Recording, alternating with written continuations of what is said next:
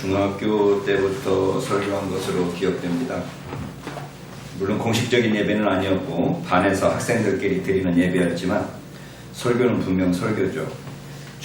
중학교 시절 친구들을 만나보니까 제가 설교하고 예배를 인도했던 기억을 가지고 있었습니다.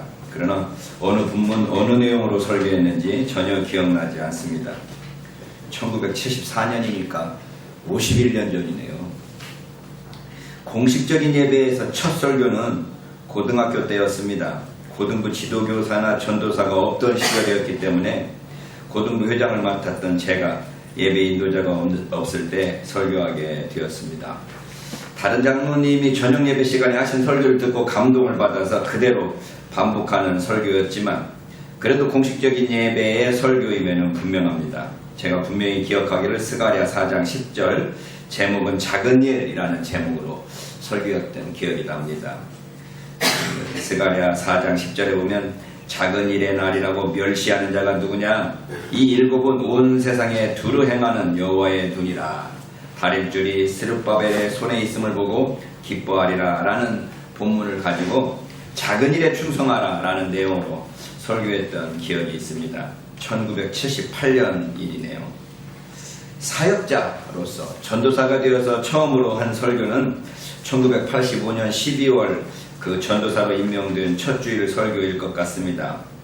그런데 설교 본문은 전혀 기억나지 않습니다. 아마 평신도 주일학교 교사로서 학생들을 대상으로 한 많은 설교를 이미 하고 있었기 때문일 것으로 생각됩니다. 그러다가 1989년 10월 10일 목사 임직을 받은 후 목사로서 첫 설교를 무엇으로 할까 고민했습니다.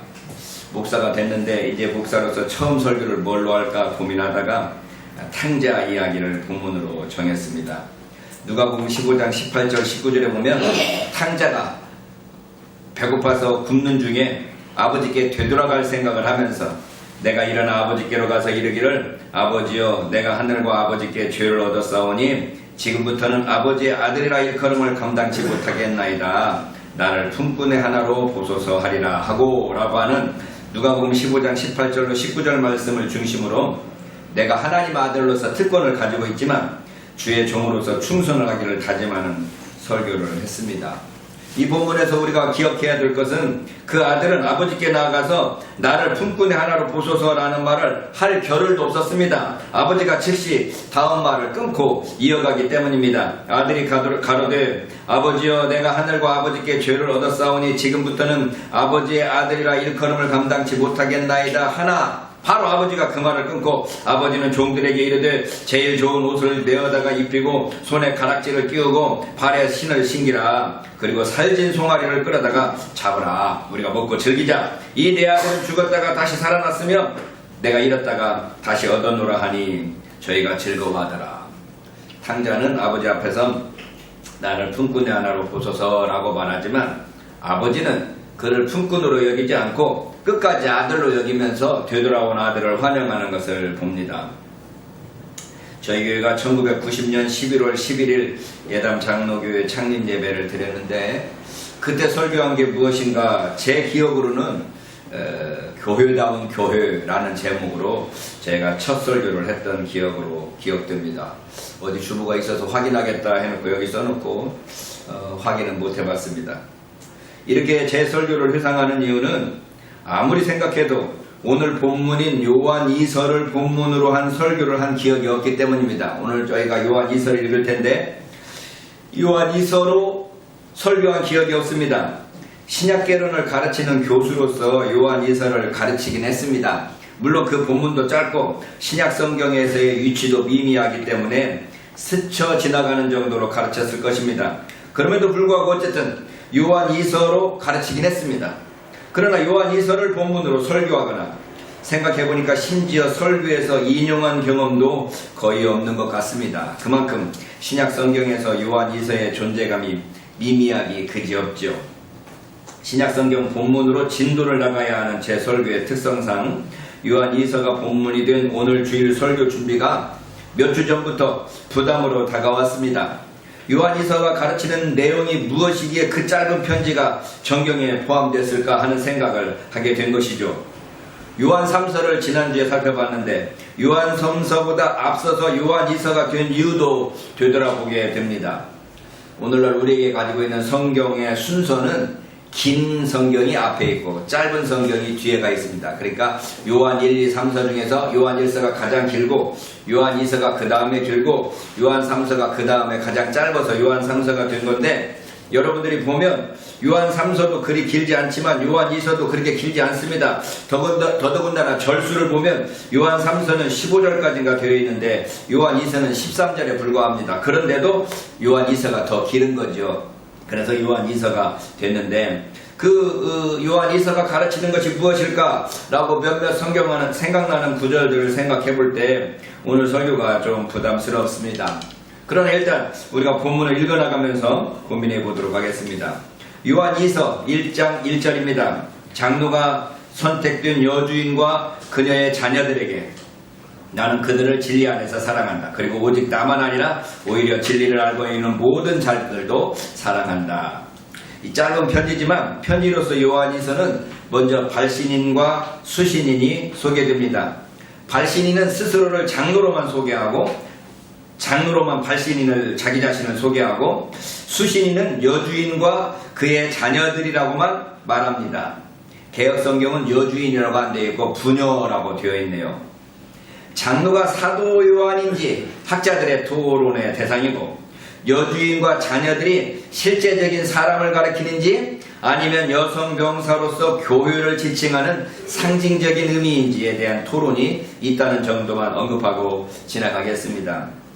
발신인 장로는 수신인 여주인과 그의 자녀들에게 먼저 자신의 사랑을 고백합니다. 그들이 내가 참으로 사랑하는 자들이라는 것입니다. 그리고 그러한 사랑은 나만이 아니라 나뿐 아니라 진리를 아는 모든 자도 그리하는 것이라고 말합니다. 그리고 장로는 진리를 아는 자는 수신인인 여주인과 그의 자녀들을 사랑할 것이라고 확신합니다. 어떻게 그렇게 확신할 수 있었을까요? 그런 2절에서 설명합니다. 2절에 보면 우리 안에 거하고 있는 진리 때문에, 그리고 그것은 우리와 함께 영원히 있을 것이기 때문에 진리 안에서 너희들을 사랑한다는 것이죠. 장로는 그러한 사랑이 우리 안에 거하여 영원히 우리와 함께할 진리 때문이라고 말합니다. 그 진리는 우리 안에 거하며 영원히 우리와 함께합니다. 첫째, 그 진리는 우리 안에 거합니다. 우리 안에 진리가 거합니다. 예수께서 바로 그 진리이시죠. 예수께서 가라사대 내가 곧 길이요 진리요 생명이니 나로 말미암지 않고는 아버지께로 올 자가 없느니라. 요한복음 14장 6절에서 말씀하시죠. 예수를 보신 자는 진리가 그 안에 거합니다. 진리의 사람이 됩니다. 진리가 우리 안에 거하기 때문에 진리를 아는 모든 사람은 수신자들인 부녀와 그 자녀들을 사랑할 것입니다. 여주인과 그 자녀들을 교회와 그 구성원들로 생각하면 이런 확신이 더욱더 힘을 발할 수 있습니다. 둘째는 그 진리는 우리와 영원히 함께할 것입니다. 그 진리는 우리에게서 떠나지 않습니다. 영원히 거합니다. 우리 안에 거하시는 예수께서 또한 진리의 영을 우리에게 보내셔서 우리 안에 영원히 거하게 하셨습니다. 내가 아버지께 구하겠으니 그가 또 다른 보혜사를 너희에게 주사 영원토록 너희와 함께 있게 하시리니. 요한복음 14장 16절인데요. 보혜사 성령은 진리의 영으로서 우리 안에 영원히 거하십니다. 우리 안에 거하는 영원한 진리 때문에 우리는 그들을 사랑하고 서로 사랑할 수 있습니다. 우리 안에 거하는 우리 안에 거하여 영원히 우리와 함께할 진리, 그 진리 때문에 우리는 서로 사랑하고 장로가 사랑하는 자를 또한 사랑하게 됩니다. 진리가 곧 사랑의 원천이요 원동력인 것입니다. 3절에 보면 하나님 아버지로부터 그리고 아버지의 아들 예수 그리스도로부터 은혜와 긍휼과 평강은 진리와 사랑 안에서 우리와 함께 있을 것이다. 바울은 편지들에서 보통 은혜와 평강을 말하는데 요한은 편지에 대해 인사말에서 등장하는 단어들이 아주 많습니다. 개혁성경으로 읽어보면 은혜와 긍휼과 평강이 하나님 아버지와 아버지의 아들 예수 그리스도께로부터 진리와 사랑 가운데 우리와 함께 있으리라 라고 인사합니다. 은혜와 긍휼과 평강이 있기를 간구합니다. 요한이 저와 여러분들에게 있기를 간구하는 복은 은혜와 긍휼과 평강입니다. 첫 번째 은혜입니다. 우리가 간절히 기대하고 소망할 것은 하나님의 은혜입니다. 헬라어 번역 성경에서 히브리어 헤세드라는 단어의 번역으로 카리스라는 단어를 택했습니다. 바로 이 은혜라는 단어이죠. 이 헤세드라는 단어는 우리나라 말로 이 번역하기가 어려워서 구약 성경에서는 자비하심 이렇게 번역하기도 하고 여러 다른 말로 번역을 하고 있지만 하나님의 변함없고 다함없는 사랑이 바로 이 헤세드라는 말로 표현되는데 이걸 신약성경 헬라어로는 카리스라고 번역한 것이죠. 은혜가 없이는 우리가 하나님 앞에 감히 나아갈 수 없습니다. 하나님의 그 변함없는 사랑이 없이는 변화무쌍한 우리가 하나님께 나아갈 수 없는 거죠. 긍휼은 두 번째 긍휼입니다. 그 은혜는 하나님의 긍휼하심으로 나타납니다. 긍휼이라는 단어가 쉽지 않은 단어지만 불쌍히 여기신다 이런 말이죠. 그러니 우리의 기도는 한결같이 주여 우리를 불쌍히 여겨 주시옵소서 라는 기도뿐입니다. 주님께서 우리를 불쌍히 여기심이 우리에게 주시는 은혜입니다. 제가 이제 기도할 때 자주 주여 불쌍히 여겨 주십시오 이렇게 기도하니까 당신이 뭐가 그렇게 불쌍한데 그렇게 불쌍히 여겨달라고 막 기도하십니까? 라고 교회 다니지 않는 친구들이 저한테 묻더라고요. 그러나 우리는 하나님 앞에서 주님 나를 불쌍히 여겨주십시오 라고 기도하는 것이 우리의 주된 기도 제목입니다. 바로 하나님의 은혜가 우리를 불쌍히 여기시기 때문입니다. 마지막으로 평강입니다. 주님께서 우리에게 은혜와 긍휼을 주신 결과 우리 안에 평화가 깃듭니다. 주님께서 우리에게 직접 평화를 주시기도 하지만 은혜와 긍휼의 결과 평화가 따라오기도 합니다.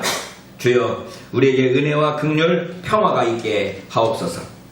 요한은 이러한 복이 하나님 아버지와 아버지의 아들 예수 그리스도께로부터 온다고 말합니다. 이러한 복의 근원이 하나님 아버지와 아버지의 아들 예수 그리스도라는 것입니다. 하나님 아버지가 우리의 복의 근원이십니다. 우리에게 주셔서 우리가 누리고 있는 모든 복의 근원은 하나님이십니다. 하나님이 아버지가 유일한 원천이십니다. 그리고 이어서 아버지의 아들 예수 그리스도로부터 온다고 말합니다. 그런데 그 복은 그의 아들을 통해서 우리에게 주어집니다. 그래서 아들 역시 모든 복의 원천이 되십니다. 아버지와 아들이 우리에게 복의 근원이 되십니다.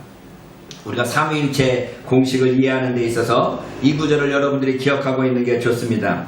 아버지로부터 예수 그리스도를 통하여 성령 안에서 이게 우리의 모든 신앙생활의 공식입니다. 제가 자주 강조했기 때문에 여러분들이 다 기억하고 있을 것으로 믿습니다. 한번 따라서 해봅시다. 아버지로부터 예수 그리스도를 통하여 성령 안에서 이러한 공식이 삼위일체를 이해하는 공식입니다. 아버지로부터 그리스도 예수를 통하여 성령 안에서 우리는 하나님께서 우리에게 주신 모든 복을 누리게 됩니다. 또한 요한은 이러한 복이 진리와 사랑 가운데서 우리와 함께 있으리라고 말합니다. 진리 가운데서 그 복이 우리 가운데 있습니다. 사랑 가운데서 그 복이 우리에게 있습니다. 그 복이 우리와 함께 있습니다. 그 복은 진리 가운데서 우리에게 있습니다. 진리가 있어야 참된 은혜와 긍휼과 평화가 가능합니다. 진리가 없이 거짓으로는 은혜와 긍휼과 평화가 있을 수 없습니다. 그 사랑은 또한 그 진리는 또한 사랑 가운데 우리에게 있습니다. 그 복음 또한 사랑 가운데 우리에게 있습니다. 사랑이 있어야 참된 은혜와 긍휼과 평화가 가능합니다. 사랑이 없는 은혜와 긍휼과 평화는 가짜일 것입니다. 요한은 그 복이 우리와 함께 있다고 말합니다.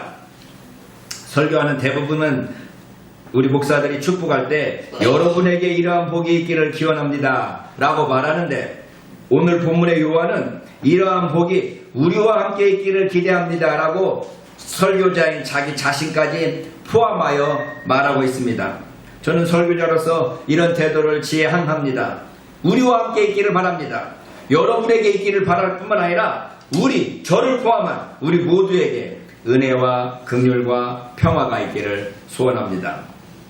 4절입니다. 우리가 아버지로부터 계명을 받았던 것 같이 진리 안에서 행하고 있는 자들을 너희 자녀들로부터 내가 발견하였기 때문에 나는 매우 기뻤다. 본문으로 들어가자마자 요한은 너희 자녀 중에 우리가 아버지께 받은 계명대로 진리에 행하는 자를 내가 보니 심히 기쁘도다 라고 말합니다.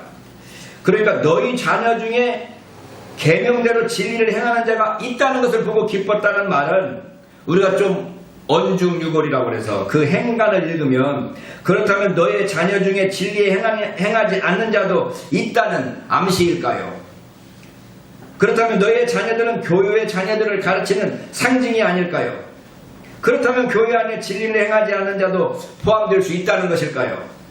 여러 질문들이 가능하지만 우리에게는 저자 요한이 우리가 아버지께 받은 계명대로 진리에 행하는 자를 발견함으로써 기쁨을 얻었다는 진술이 중요합니다. 우리가 아버지께 받은 계명대로, 저자는 아버지께 계명을 받은 자들을 1인칭 복수로 표현합니다. 우리, 즉 발신자들이 아버지로부터 계명을 받았는데, 발신자를 포함한 우리가 아버지로부터 계명을 받았는데, 두 번째, 진리를 행하는 자. 그런데 그 계명을 행하는 자들은 수신자들입니다. 그 계명을 우리가 받고 그 계명을 너희 자녀 중에 행하는 자들이 있다는 것입니다. 우리가 그들에게 그 계명을 전달했다는 것을 알 수 있습니다. 우리가 아버지께 받아서 그들에게 전함으로써 그들이 진리에 행하게 되었습니다. 그것으로 인하여 요한은 기뻐하고 있는 것입니다. 5절입니다. 그리고 여주인아, 지금 나는 우리가 서로 사랑하도록 너를 요구한다. 새 계명처럼 너희에게 쓴 것이 아니라 오히려 우리는 그것을 처음부터 계속 가지고 있었다. 그러한 기쁨으로 저자는 다시금 수신자인 여주인에게 말합니다. 부녀여, 내가 이제 네게 구하노니 서로 사랑하자. 이는 새 계명같이 내게 쓰는 것이 아니요 오직 처음부터 우리가 가진 것이라. 요한이 서를 한마디로 표현하자면 서로 사랑하자고 말하기 위해서 이 편지를 쓴 것 같습니다. 이 계명은 새 것이 아니라 처음부터 있던 계명이라는 것입니다. 우리 주님께서 이 새 계명을 말씀하시죠. 요한복음 13장 34절로 35절에 보면, 거기를 보면 새 계명을 너희에게 주노니 서로 사랑하라. 내가 너희를 사랑한 것 같이 너희도 서로 사랑하라. 너희가 서로 사랑하면 이로써 모든 사람이 너희가 내 제자인 줄 알리라 라고 말씀하십니다. 서로 사랑하라고 말씀하셨는데 율법에도 사랑하라는 계명이 있습니다. 레위기 19장 18절에 보면 원수를 갚지 말며 동포를 원망하지 말며 이웃 사랑하기를 네 몸과 같이 하라. 나는 여호와니라 라는 계명이 있습니다. 그러니까 예수께서도 사랑하라고 말씀하시고 구약 율법도 사랑하라고 말씀하는데 왜 주님은 그것을 새 계명이라고 말씀하실까요? 둘 사이의 차이는 내가 너희를 사랑한 것 같이와 네 몸과 같이 라는 차이라고 말하기도 합니다. 구약 성경의 율법은 너희 몸과 같이 네 이웃을 사랑하라. 다시 말하면 내가 내 몸을 사랑하는 것 같이 이웃을 사랑하라 라는 말씀이지만, 신약 성경의 명령은 내가 너희를 사랑한 것 같이 사랑하라는 말씀이라는 것이죠. 우리가 이웃을 사랑할 때 내 몸을 사랑하는 것만큼 사랑하는 것이 구약의 한계라면, 신약 성경에 주님께서 하시는 말씀은 자기를 십자가에 못 박아 죽기까지, 다시 말하면 자기 몸을 희생하면서까지 우리를 사랑한 것처럼 그렇게 사랑하라는 계명이 새로운 계명입니다. 그래서 우리는 신구약 성경 전체의 명령은 사랑이라는 계명인데, 둘 사이의 차이는 내가 너희를 사랑한 것 같이, 다시 말하면 십자가를 근거하여서 십자가의 그 사랑을 근거로 서로 사랑하는 것이 신약 성경에서 명령하는 새 계명이라는 것입니다. 그래서 신구약 성경 전체의 계명은 사랑이라는 계명으로 요약되는데, 요한이서의 저자는 지금 수신자에게 바로 사랑하라고 말씀하고 있습니다. 황창현 신부의 강연을 제가 자주 듣는데 황창현 신부가 그런 말을 하더라고요. 성경이 모두 사랑하라고, 모두 다 사랑하라고 말하지 않았다. 예수님도 모두 사랑하지 않았는데 예수님은 모두 사랑할 수 있지만 저와 여러분들은 모두 사랑할 수 없다. 그러니 서로 사랑하라 라고 말씀했지 모두 다 사랑하라고 한 건 아니다. 그러니 모두 사랑하기 위해서 애쓰지 마라, 이런 말씀을 하는 걸 들었습니다. 원수같이 미운 놈도 사랑해야 되는데 서로 상처받지 말고 그런 사람들은 관계를 끊고 행복하게 살아라, 이런 말을 들었습니다. 어쨌든 간에 어떻게 이해하든지 간에 기독교는 사랑의 종교입니다. 다른 사람들이 기독교를 딱 봤을 때 기독교는 사랑의 종교구나 라고 이해할 수 있을 정도로 우리가 서로 사랑해야 됩니다. 6절에 보면 그리고 그 사랑은 이것이다. 그의 계명들을 따라 우리가 행하기 위한 것이다. 그 계명은 이것이다. 너희가 처음부터 들었던 것처럼 너희들이 그 안에서 행하도록 하는 것이다. 요한은 여기에서 사랑의 계명을 설명합니다.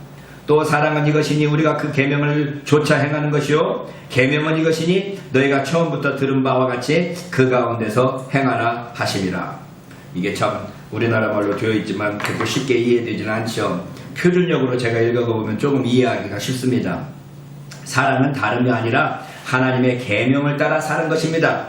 계명은 다름이 아니라 여러분이 처음부터 들은 대로 사랑 안에서 살아야 한다는 것입니다. 그러니까 요한이 지금 이야기하는 것은 사랑은 뭐냐? 계명을 지키는 것이다. 계명은 뭐냐? 사랑하는 것이다. 이렇게 말하고 있는 것이죠. 저는 자주 말합니다. 이 사랑하라는 계명을 둘로 확장하면 하나님 사랑과 이웃 사랑이다. 이 두 계명을 10가지로 확장하면 10계명이 된다. 1계명에서 4계명까지는 하나님 사랑이고 5계명에서 10계명까지는 이웃 사랑이다. 이 10가지의 계명을 확장하면 구약성경 모든 율법으로 확장된다. 그러니까 구약성경의 모든 율법을 요약한 게 10계명이고 10계명을 요약한 게 하나님 사랑과 이웃 사랑이고 그걸 한마디로 말하면 사랑이다. 그러니까 이것을 높였다 좁혔다 하더라도 어쨌든 우리에게 주신 계명은 바로 사랑입니다. 그래서 이 요한이 오늘 본문에서 말하는 내용이 바로 이것입니다. 사랑은 다름이 아니라 하나님의 계명을 따라 사는 것이고 계명은 다름이 아니라 여러분이 처음부터 들은 대로 사랑 안에서 살아가는 것입니다. 사랑은 계명을 지키는 것이고 계명은 뭐냐? 사랑이라는 것입니다. 하나님 사랑, 이웃 사랑, 10계명을 통한 사랑, 구약율법 전체를 통한 사랑을 하라는 것입니다. 7절입니다. 육체 안으로 오신 예수를 인정하지 않은 많은 미혹하는 자들이 세상 안으로 나왔다. 이 사람이 미혹하는 자요 적그리스도다. 요한은 이어서 적그리스도에 관해서 경고합니다. 이 세상에 미혹하는 자가 많다는 것입니다. 이 세상에서는 가짜 뉴스가 더 힘을 얻습니다. 더 빨리 퍼집니다. 혐오와 증오가 더 힘이 있습니다. 이 공동체를 결집하는 힘이 우리가 서로 사랑합시다, 이웃을 사랑합시다 하는 이 힘은 별로 없는데 증오, 이 새끼 죽여야 돼 라고 증오를 강조하면 결집됩니다. 이 결집하기가 훨씬 쉽습니다. 그래서 독재자들이 자주 증오 대상을 이용합니다. 이승만은 일본을 반대했고 박정희는 공산당을 반대했죠. 그래서 공산당을 반대하는데 모든 사람이 똘똘 뭉칠 수 있게 한 것입니다. 힘을 하나로 집중할 수 있는데 사랑보다 증오가 더 큽니다. 힘이 셉니다. 그래서 요한은 우리의 미혹은 예수 그리스도의 육체로 오심을 부인하는 것이라고 말하고 있습니다. 요한은 그리스도의 육체로 오심을 부인하는 이들이 곧 적그리스도라고 말합니다. 교회 역사를 살펴보면 재미있는 흐름을 볼 수 있습니다.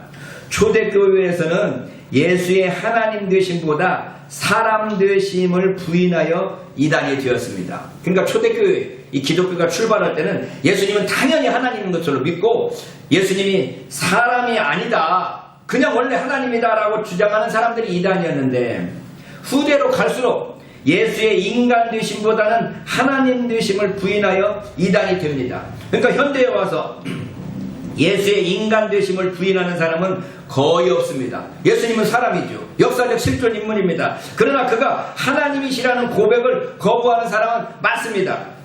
그래서 교회 초기에는 예수의 하나님 되심을 부인하는 사람들보다 예수의 인간 되심을 부인하는 자들이 더 많았다는 것이 참 아이러니합니다. 교회사에서 예수의 인간 되심을 부인하는 이러한 주장을 하는 사람들은 가연설주의자나 영지주의자들이라고 칭해집니다. 가연설이란 것은 무엇인가 하면 예수께서 육체로 나타나셨지 실제로 육체가 되신 것은 아니다. 그래서 그는 영체요, 영적인 존재로 그대로 머물렀다는 주장입니다. 요즘에 홀로그램이라는 개념을 생각하면 이러한 가연설을 이해할 수 있습니다. 오늘날 아직 이 홀로그램이 본격화되지는 않았지만 영화 같은 것에서 보면 이렇게 화면을 쫙 쏴서 그 앞에 사람이 쫑 하고 나타나죠. 나타나서 막 설명하는 그러한 컴퓨터를 볼 수 있을 것입니다. 요즘에 가상현실이라는 것도 많이 현실화되어 있지 않습니까? 그런 것처럼 예수께서 이 땅에 육체로 오신 것이 아니라 육체로 나타났다고 보는 것입니다. 이게 가연설입니다. 그런가 하면 영지주의는 이 영적인 것은 선하지만 육체적이고 물질적인 것은 악하다고 주장해서 예수께서 이 악한 육체를 입고 오실 수 없다고 주장하게 됩니다.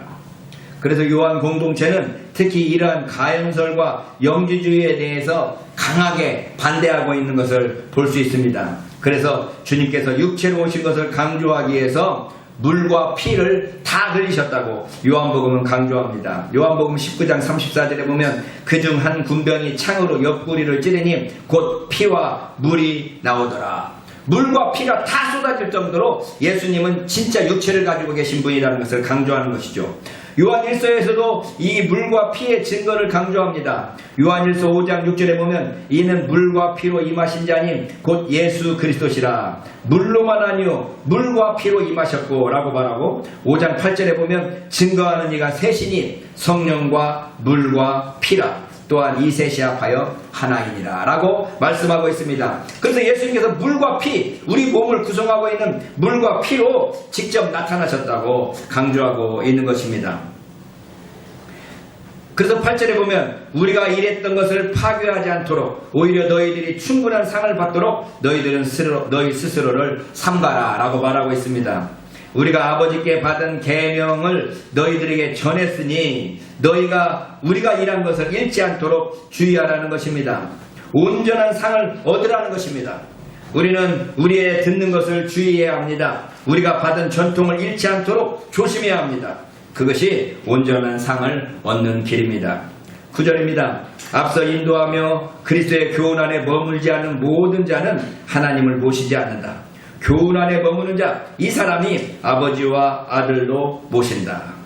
여기에서 요한이 경고하는 사람은 앞질러 나가서 그리스도의 가르침 안에 머물러 있지 않는 사람입니다. 표준적 표현인데요. 그리스도의 교훈보다 더 나아가는 것입니다.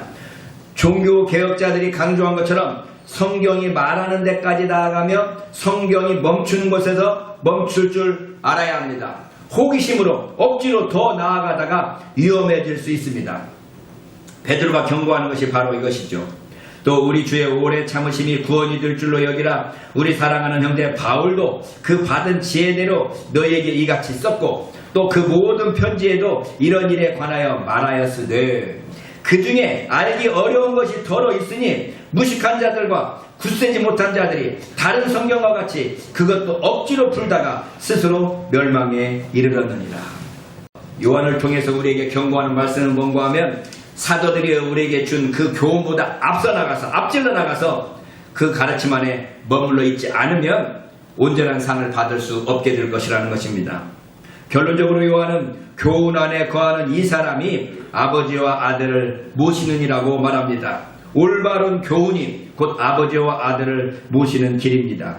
그리스도의 교훈 안에 거하는 것이 곧 아버지와 아들을 모시는 것입니다. 그래서 이처럼 우리 이 기독교는 이 교훈을 강조합니다. 교훈, 가르침, 이 가르침 안에서 우리는 아버지와 아들을 모시며 살 수 있게 되는 것입니다. 10절에 봅니다.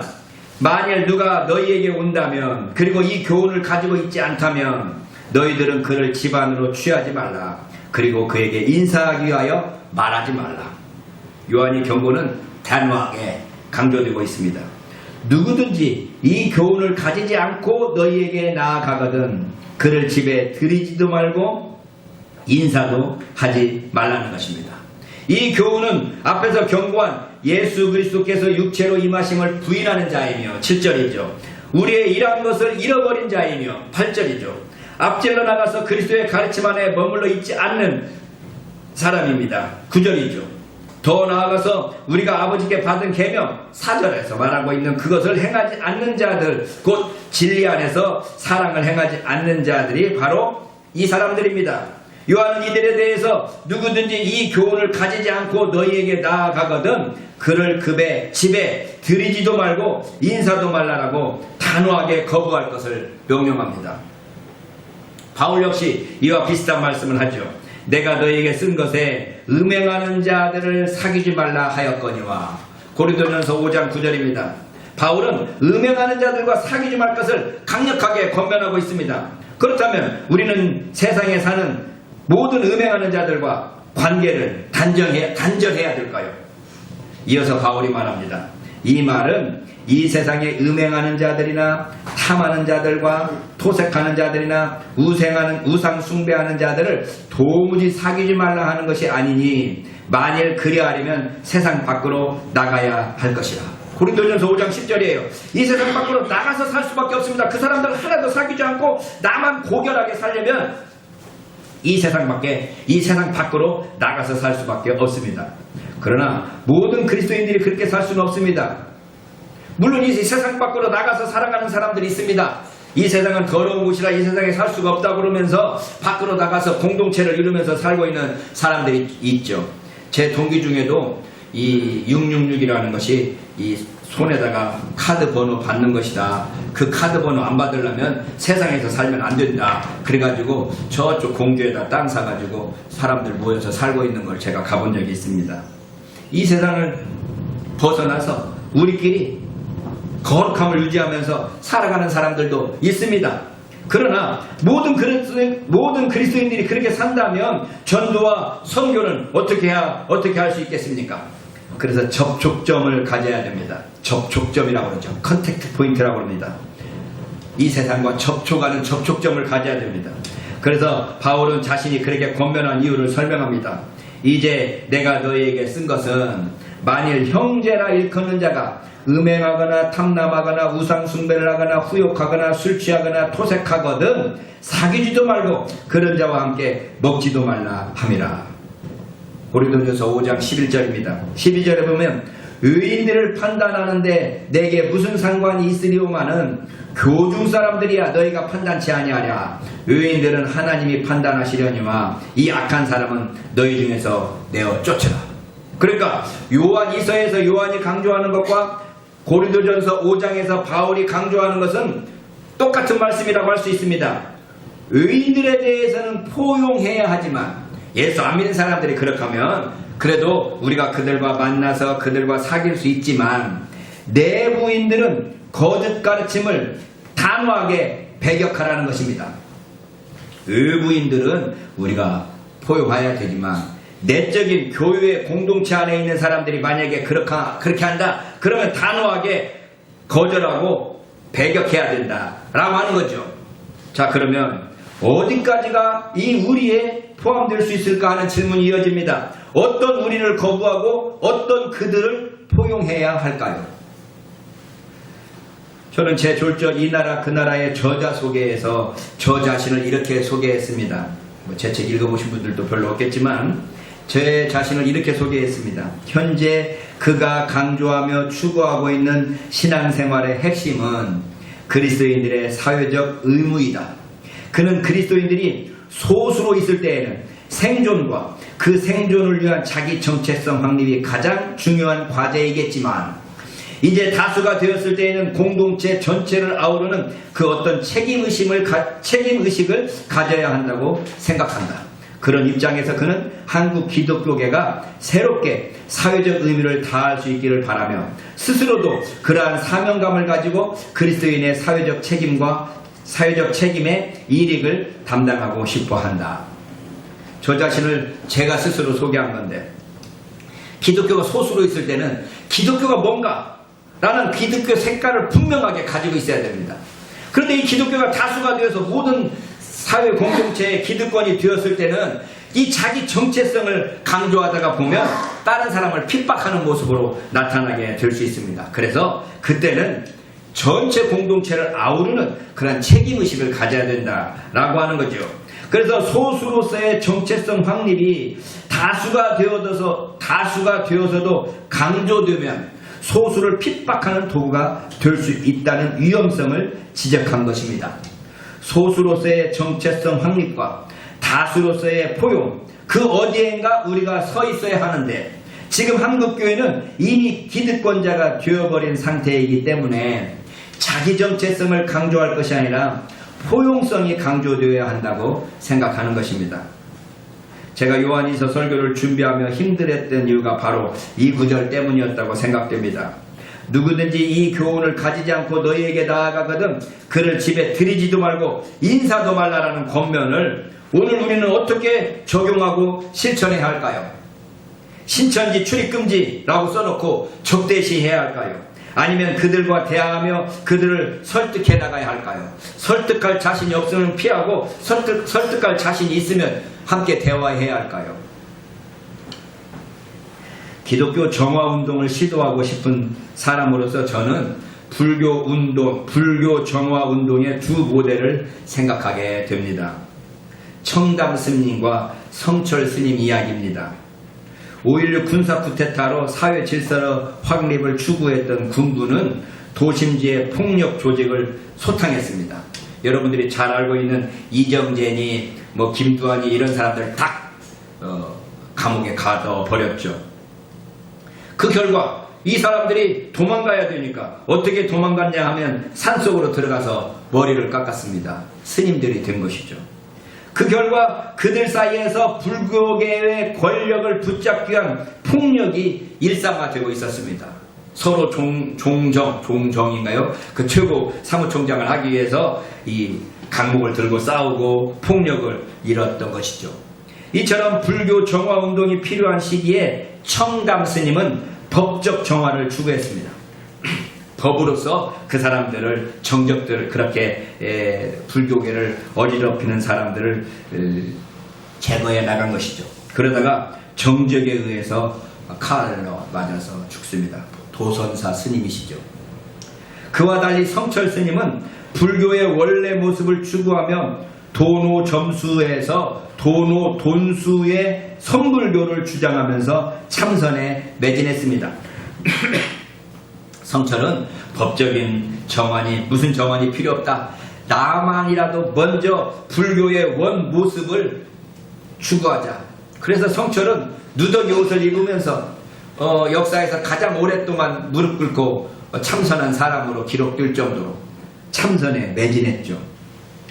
우리가 불교의 가르침을 대개 도노점수라고 가르칩니다. 도노라는 것은 갑자기 깨닫는 것, 점수라는 건 점점 수양을 통해서 도에 이르는 것. 그런데 이 성철은 돈수를 주장합니다. 깨닫는 것도 순간에 깨닫지만 우리 몸에 수양되는 것도 순간에 다 수양이 완성된다라고 말하는 것이죠. 그래서 우리 성철 스님이 말했던 유명한 말이 산은 산이요 물은 문이라는 유명한 말을 남겼죠. 그 말의 의미도 우리가 생각을 해봐야 되겠지만 아무튼 성철이 입증하며 큰 울림을 남겼습니다. 그러니까 청담은 법적인 정화운동을 하다가 칼에 맞아 죽었지만 별로 사회적인 영향이 없었다면 성철은 법적인 정화운동을 하지 않고 자기 스스로 그 참선에 매달렸지만 그가 죽었을 때 입적하면서 사회적인 큰 울림을 주었던 것을 우리는 기억합니다. 목사로서 저도 정치에 대한 꿈을 가지고 기독교 정화운동을 하고 싶었습니다. 정치를 시작할 때 누군가 제게 물었습니다. 목사님은 왜 정치하려고 그러고 왜 국회의원 되고 싶습니까? 그래서 제가 목사로서 정치를 통하여 기독교의 법적 정화를 추구하고 싶었습니다. 라고 말했습니다. 벌써 20년이 됐네요. 그러나 20년 동안 하나님께서 허락하시지 않으시니 이제 그만 그 꿈을 접어야 하나 고민 중입니다. 성철처럼 기독교 본연의 모습을 강조하는 목회자로서의 모범을 보여야 하는가 하는 생각을 하게 되기도 합니다. 이제 어차피 나이도 들어가고 또 이제 살 날도 얼마 남지 않았다는 생각을 하니 이제 기독교 본연의 모습이 뭐냐? 바로 예수 믿는다는 것이 무엇인가? 교회는 교회로서 어떤 모습을 보여야 하는가?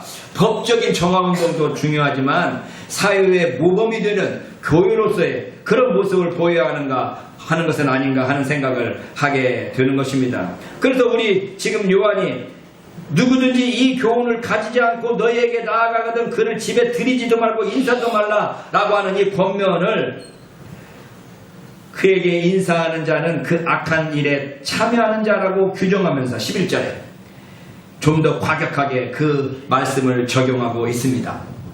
그러한 과격함이 오늘날 이미 기득권이 되어버린 우리들에게도 적용되어야 할 권면인지 조심스럽게 고민해 봐야 될 것입니다.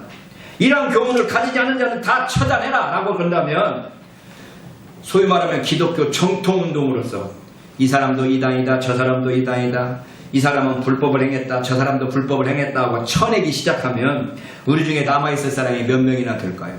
그렇다고 이 교훈을 무시해버리고 모든 사람들하고 다 포용해야 된다면 기독교의 정체성은 어떻게 유지될 수 있을까요? 요한 2서를 공부하면서 바로 이 지점 우리가 고민해야 될 문제라고 생각해 보게 됩니다. 요한일서 1장 12절 13절에 이제 작별임사입니다. 너희에게 쓸 많은 것을 가지고 있는 나는 종이와 먹으로 쓰기를 원하지 않는다. 오히려 나는 너희의 충만한 기쁨이 되도록 입으로 말하게 되기를 소망한다. 이 짧은 편지는 내가 너희에게 쓸 것이 많으나 종이와 먹으로 쓰기를 원치 않냐고 오히려 너희에게 가서 면대하여 말하려 하니 이는 너희의 기쁨을 충만케 하려 함이라 라는 말로 마무리됩니다. 이 똑같은 말이 요한 3서에서도 반복되죠. 내가 네게 쓸 것이 많으나 먹과 붓으로 쓰기를 원치 않냐고 속히 보기를 바라노니 또한 우리가 면대하여 말하리라. 요한 3서 1장 13절 14절입니다. 그러니까 요한 3서에서는 이는 너희 기쁨을 충만하게 하려 함이라는 말이 생략되어 있습니다. 그러니까 요한 2서가 본문이 더 길지요. 그런데 요한 2서는 한 절로 분별해서 이 두 절을 한 절로 만들었는데 더 짧은 요한 3서는 이 구절을 두 절로 분절하고 있습니다. 그러니까 분절이란 말 알죠? 절을 나눴단 말이죠. 그래서 여기는 두 절로 분절하고 여기는 한 절로 분절할 때 이 분절의 원칙이 무엇인가라고 하는 의심이 생기죠. 제가 학생들에게 농담 삼아 말하지만 분절하던 수도사가 이 부분에서 잠깐 졸았는지도 모르겠다라고 말합니다. 처음으로 분절한 사람이 그렇게 분절을 해놨기 때문에 우리도 그 분절 전통을 이어갈 뿐이지 어디서는 두 절로 나누고 어디서는 한 절로 나누는 그 원칙이 무엇냐라고 하는 거죠. 요한은 여기에서 만나서 대면하여 말하는 기쁨을 강조하고 있습니다. 인터넷이나 줌을 통해서 강의하는 것보다 대면하는 오프라인의 강의가 더 힘이 있습니다. 저도 인터넷 강의도 하고 줌 강의도 해보면서 이게 참 재미가 없어요. 그런데 이렇게 몇 명이라도 같이 모여서 얼굴을 보면서 이야기하면 훨씬 더 힘이 있죠. 요한이 바로 그것을 요구하는 것입니다. 그래서 13절에 보면 선택된 너의 자매의 자녀들이 너를 문안한다. 요한의 마지막 인사말은 택하심을 입은 내 자매의 자녀가 네 자매의 자녀가 네게 문안하느라고 문안을 전달하는 내용입니다. 여기에서 다시금 부녀의 의미가 교회를 가르치는 것은 아닌가 하는 의문이 생기게 되죠.